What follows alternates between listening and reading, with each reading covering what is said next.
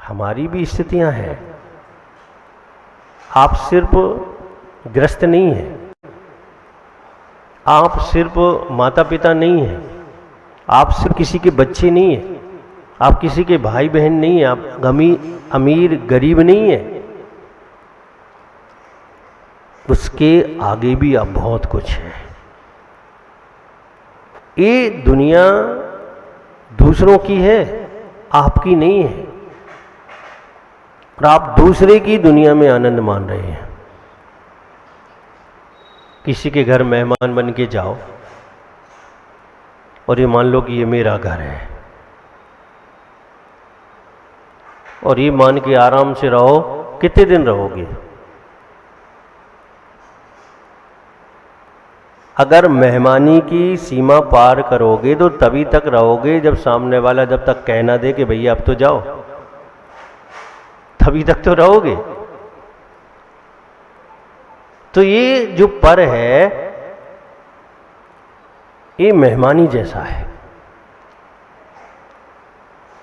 और आचार्य ये कहते हैं कि 100 की प्राप्ति जो है वह अपने आप की मेहमानी जैसा है।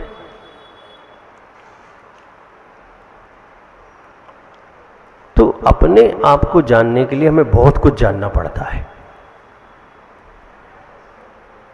आपको कोई विषय देखना है तो आप किताब खोल के देख लेते कि नहीं देख लेते? कुछ पूछना है तो फोन करके पूछ लेते कि नहीं पूछ लेते? तो अच्छा है कि स्वर्गों देवों को फोन नहीं लगता, वरना बेचारे परेशान हो जाते, ब्लैक लिस्ट में आपका नाम डाल देते। क्योंकि आप पूछते ही रहते और ऐसा पूछते जो पूछने लायक नहीं होता।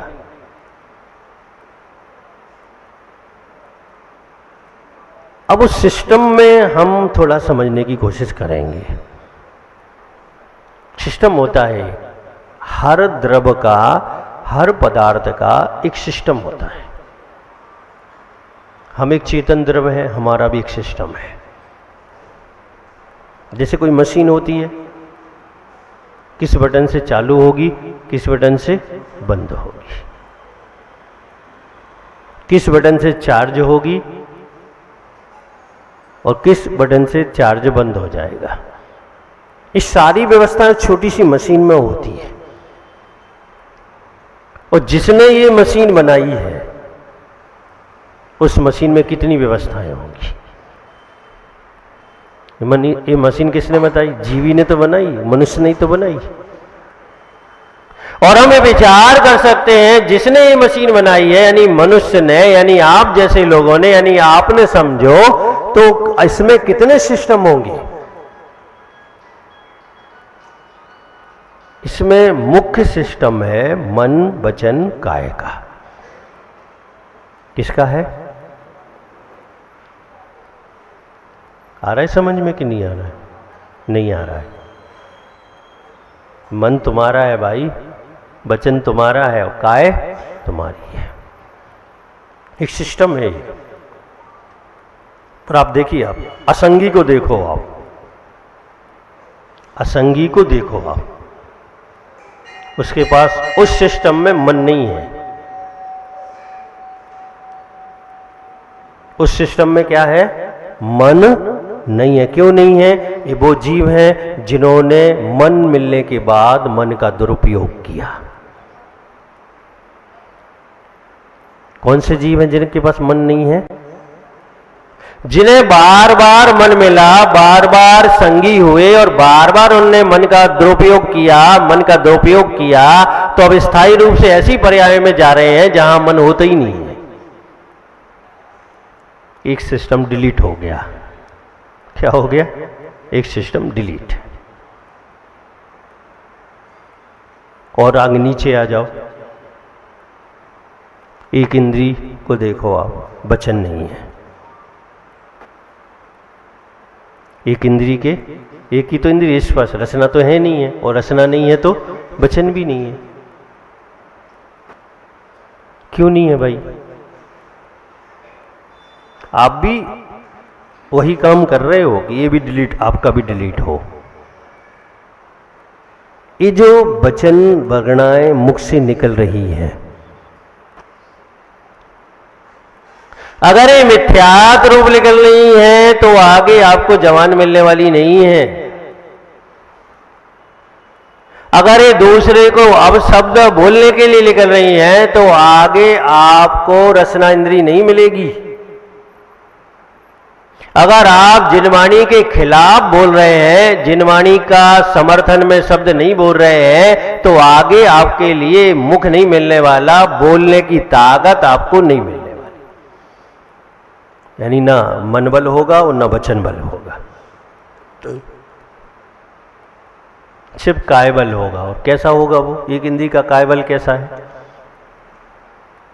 कितनी ताकत होगी? सूक्ष्म में निगोदिया जीव में जो अंगुल के असंख्यात में भाग बराबर जिसकी अवगाहना है, ये अंगुल है और इसका असंख्यात टुकड़े करो और लास्ट वाले टुकड़े बराबर उसका अवगाहना है।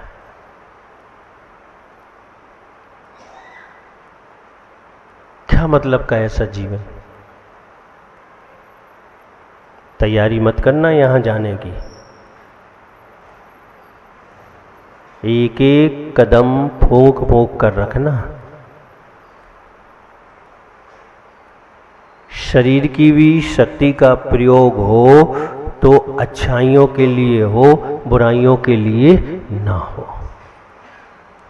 तब जाके आपको अगले भवों में एक इंद्री शरीर से बच जाएंगे, 2 इंद्री, 3 इंद्री, 4 इंद्री शरीर से बच जाएंगे आप, और आपके लिए पंच इंद्री में शरीर मिलेगा जो ताकतवर होगा, जो कुछ करने लायक होगा। लोग कहते हैं मैं ज्यादा नहीं कर सकता। एक व्यक्ति थे, मैंने कहा भाई मंदिर क्यों नहीं आते? उठते उठते बैठते बनता नहीं है, मंदिर कैसे जाएंगे?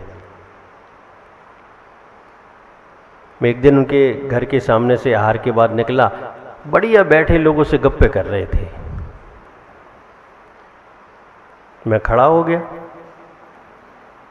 मैंने भैया आप तो ये कह रहे थे हमसे उठते बैठते नहीं बनता। अब आज थोड़ी सी ताकत आ गई, आज आ गई।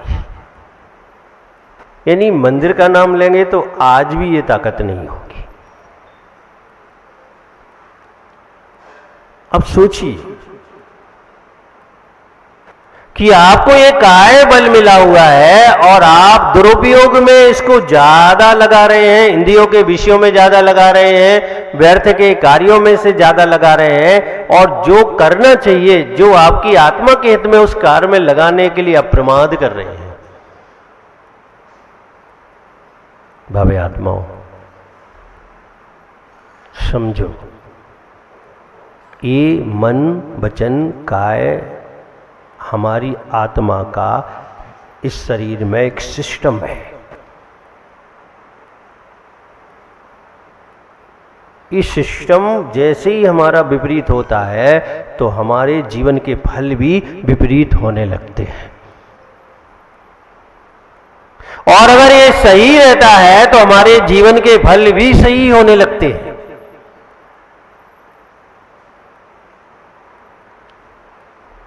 ईश्वर की उंगली पकड़ के मत बैठो, वो कुछ नहीं करेगा। पड़ोसी की भी उंगली मत पकड़ो, वो भी कुछ नहीं करेगा। खुद की उंगली पकड़ो।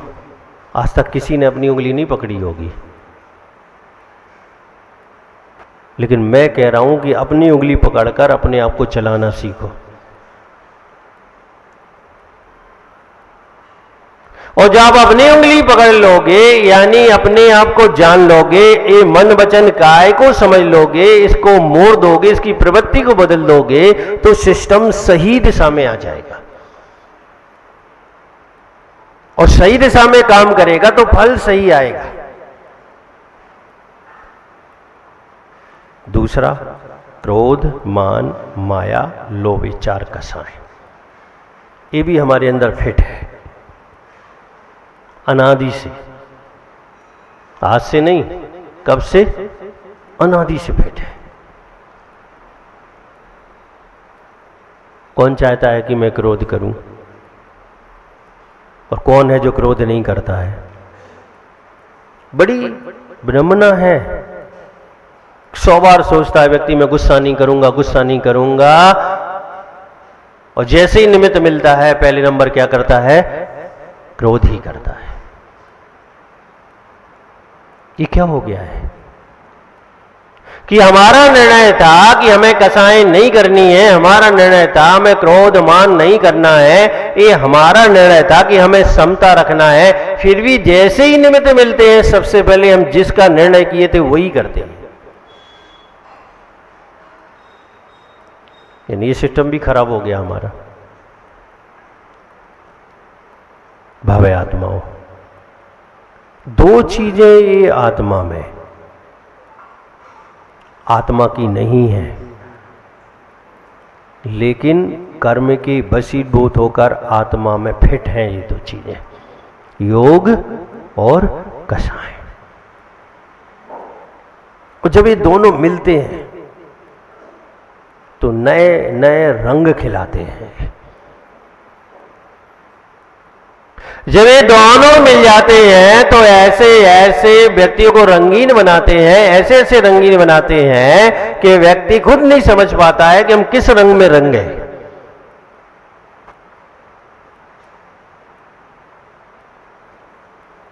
लेकिन आप समझते ही नहीं हो। उपाय ये है कि इन दोनों को अलग अलग रखो। उपाय ये है कि दोनों को शांत रखो। उपाय ये है कि दोनों के द्वारा ऐसी प्रवृत्ति करो जिससे अच्छे रंग हमारी आत्मा पर आए, फिर अच्छे रंग हमारे जीवन में आए, बुरे रंग आत्मा के से बच जाए और बुरे रंग हमारे जीवन में ना आए। और इन रंगों का नाम पता है क्या है? लेस्या। क्या नाम है? आपने चित्र देखा होगा मंदिर में। इन रंगों का नाम क्या है? लिस्या। और ये कहां से आते हैं? योग और कषाय से अनुरंजित परिणामों का फल क्या होती हैं? लिस्याएं होती हैं। यहां पर क्रोध मान माया लोभ आया और वहां पर मन वचन काय विकृत हुआ, अशुभ हुआ। अब दोनों मिलके कुछ ना कुछ को तो जन्म देंगे ही देंगे। तो किसको उत्पन्न करते हैं? लिस्याओं को उत्पन्न करते हैं। यानी हमारी अंतस चेतना के परिणामों को जो योग और कषाय की वजह से उत्पन्न होते हैं उन्हें क्या कहते हैं? लिस्या कहते हैं। ध्यान से सुनना। हर क्षण हम किसी न किसी लिस्या में रहते हैं। ऐसा कोई क्षण किसी जीव का चारों गतियों में नहीं है कि जिस समय वो किसी न किसी लिस्या में ना हो। या तो शुभ लिस्याओं में होगा या फिर अशुभ लिस्याओं में होगा। अब गाली देने वाले की शुभ लिस्या तो नहीं हो सकती, ये तो आप भी समझदार हो। सम्मान किसका होता? गाली देने वाले का कि अच्छे शब्द बोलने वाले का? किसका सम्मान होता है? आप लोग किसका करते? गाली देने वाले का। ये अब गांधीगिरी थोड़ी चल रही है कि भाई गाली देने वाले का भी सम्मान कर दो। सामान्यतः तो सम्मान उसका होता है जिसके शब्द संतुलित होते हैं, जिसके शब्द अच्छे होते हैं और दूसरे के लिए हितकारी होते हैं। अब जब हम अशुभ मन वचन काय की प्रवृत्ति करेंगे और क्रोध मान माया लोभ में से किसी को करेंगे तो परिणामों की स्थिति अशुभ होगी।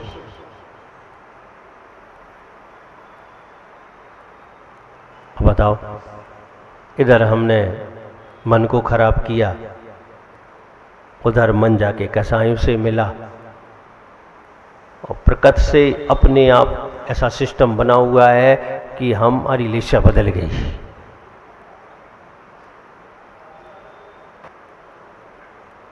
यानी मन वचन काय और कसायों की प्रवृत्ति ने जो भी खेल दिखाया, उस खेल का परिणाम उस लेस्या के रूप में हमारे सामने। ये तो विज्ञान भी मानता है कि हाथ में तलवार लिए हुए व्यक्ति का ओरा काला होगा, धुंधला होगा, अच्छा नहीं होगा। और हाथ में फूल लिए व्यक्ति का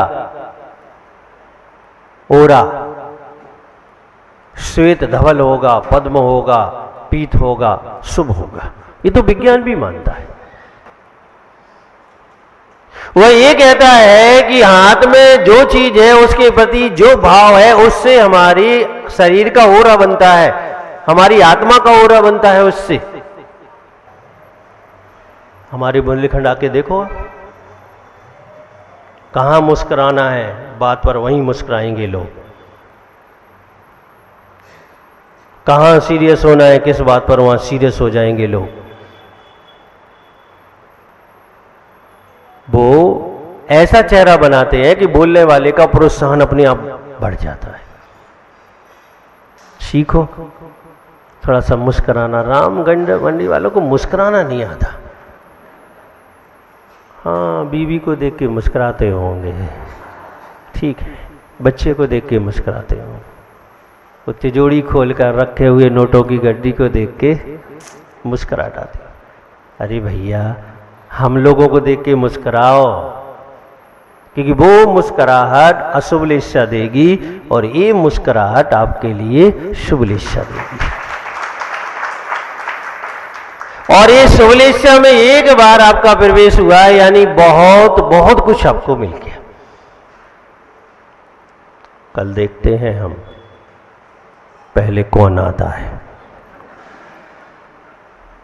नहीं, ठीक है, पता तो पड़े आप कितने बड़े धर्मात्मा हैं और कितने छोटे धर्मात्मा हैं, पता तो पड़ना चाहिए। तो ध्यान रखना, समय 8:30 का है और शुरू 8:45 से होता है, फिर भी आपको 10 मिनट हैं एक्स्ट्रा। और परिणाम आता है 9:20 के बाद। कब आता है? 9:20 के बाद। तो 9:20 पे क्या समझ में आएगा आपको? और लेस्याएं तो आपको शुरू से ही समझनी पड़ेगी। ये मूवी नहीं है कि लास्ट का देख लेंगे तो सब समझ लेंगे शुरू का। ये हकीकत है, और हकीकत तभी समझ में आती है जब प्रारंभ से अंत तक हम उसे समझने की कोशिश करें। तब मैं तो ये कहूंगा कि आपको समझना चाहिए और दूसरों को जाके समझाना चाहिए। अपने अपने पतिदेव को एक श्रीफल भेंट करो। आज नहीं करना चाहिए कि कल से लेस्याओं के प्रवचन हो रहे हैं, चलना है। जिनकी श्रीमती नहीं आती हो उन श्रीमतियों को करो एक एक श्रीफल भेंट कि भवानी चलो, घर की कलह कम हो जाएगी।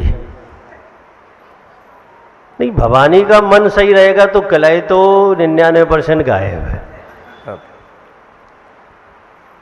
ये तो जग जाहिर है। तो ध्यान रखना, समझदार को इशारा काफी है। जय बोलिए गुरुदेव आचार्य श्री राग।